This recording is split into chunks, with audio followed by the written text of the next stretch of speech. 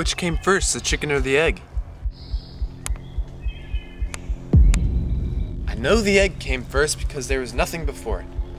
I was nothing and then suddenly I became something. Yet I know the chicken came first because as I suddenly came into existence, breaking out of my shell, the chicken was there, fully formed. I do not know what to know. Please, all I want is knowledge. Well, what is knowledge? And so that's how we started our journey to find the true meaning of knowledge. And I'm sure along the way we found some really fascinating stuff. And we will find some fascinating stuff. So that's why we brought along the cameraman. And I'm filming. You might even say this would contribute to our theory of knowledge. Might tag your meniscus, and if you try to run up, you only get your wig split. And this campaign that we running is vicious. I hate. And here we are with Mr. Jim Taylor. Jim, we do inquire, which came first, the chicken or the egg? Well, I believe that chicken must have come first. The chicken makes the egg. Yet an egg must be laid by the chicken. Jim, when you were little, what did you see first, the chicken or the egg?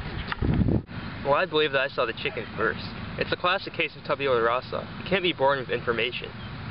John Locke explained that we're born with blank slates. Therefore, all of our knowledge comes from experience and perception. Because he saw the chicken first, he knew the chicken came first. I'm not sure if tabula rasa applies to this situation, but I do agree.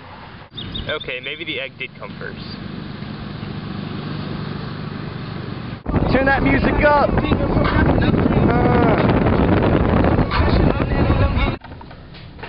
Over here we have John White. We're going to ask him about how we can go about acquiring knowledge in this world.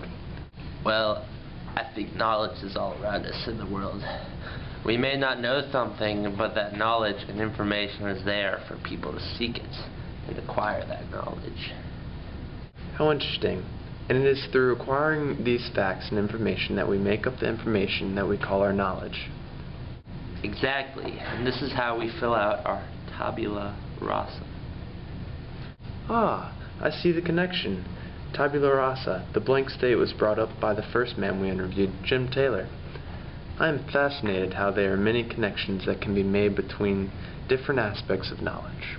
Yes, that is one of the many wonderful things about the theory of knowledge. Connections can be made to many different areas of knowledge, such as mathematics and the natural sciences.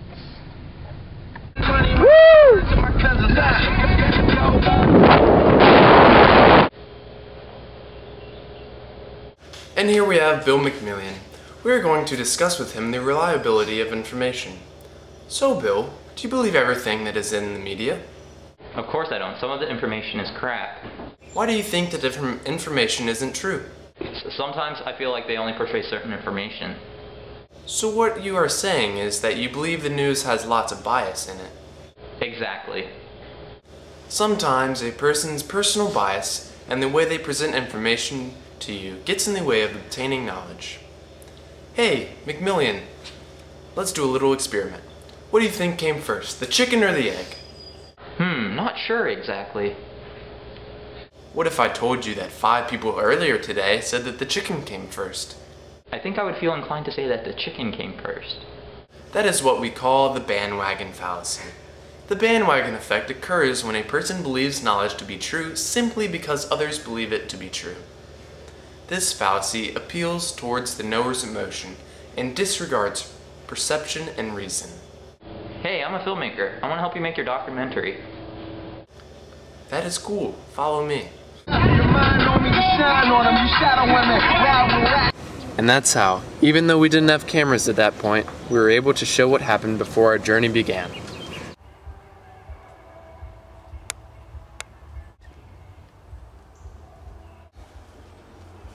I think this is a really accurate reenactment of what happened before we started filming the documentary ourselves. Not really, man. All your philosophical rambling about knowing the chicken and the egg were just a lot of babbling and incoherent. This kind of conciseness of words only happens with the scripted dialogue, man. Yeah, but other than that, what Bill McMillian is doing is perfect. This is exactly what happened before we started.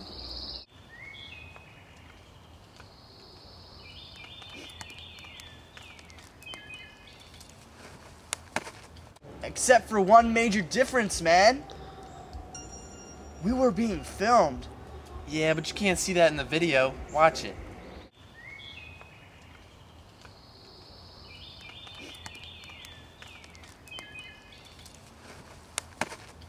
Yes, well, this video represents exactly what occurred, except with an unknown and unseen cameraman filming everything.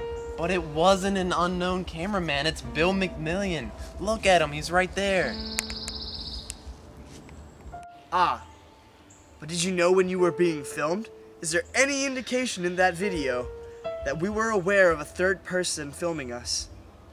Well, I mean, obviously there's a third person filming. Otherwise it wouldn't have been captured on video. You can't see him because he's behind the camera. That's why he's not there, and yet totally there. You're right, he's not there, he's here. Hi. Okay, then I don't see what the problem is. If Bill McMillian is over there, then he obviously isn't the one behind the camera. Who is? Are you suggesting that we're secretly being filmed? No, man. I'm making no such suggestion that it was a secret. After all, Bill McMillian was very open about filming when we met each other. But that wasn't when we met each other, that was a video reenactment. Ah, but we didn't know it was a video at the time, man. Of course we knew it was. Here, watch this clip.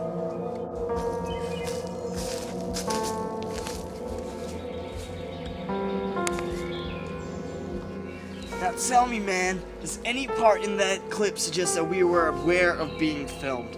Does any part suggest that this is not the first time that we've met? No, I guess it doesn't. Now tell me, are you familiar with the philosophy of Rene Descartes? Pardon? Rene Descartes, man. I think, therefore I am. Well, man, Descartes had this philosophy of I think, therefore I am. It's kind of like a little solipsistic thing where, like, you're certain that your mind exists, but you can't be sure about the world around you. It's like, I think, therefore I am. Because of my own cognition, I am certain that my mind exists. And therefore I exist. But the rest of the world, man, it can just be like the twisted dream of a demon. A demon can just be thinking this whole thing. We can be living in a demon's world, but with our own ability to think, we exist. Let's take a seat. Discuss this. Okay. Now tell me, what if our lives, our realities, were not another being's dream, man, but like a video? What do you think of that bit of knowledge? I don't even know how to respond to that statement. It's like, I don't know if your belief is true or even justified for that matter. I'm not sure that Descartes himself thought that. How do you know so much about Descartes' philosophy anyways? I thought you were homeless in a received an education. You're right. I never received an education. So then, how do you know about Descartes' philosophy? The better question, man. How was I able to explain it so concisely? My God, that kind of conciseness of words can only be in scripted dialogue. Look! I see you there!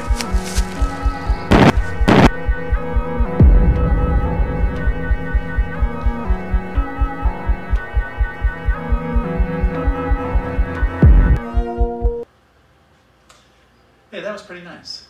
You guys all get a good grade. Thanks, Mr. Ramsdell. Yeah. Why don't you come over here?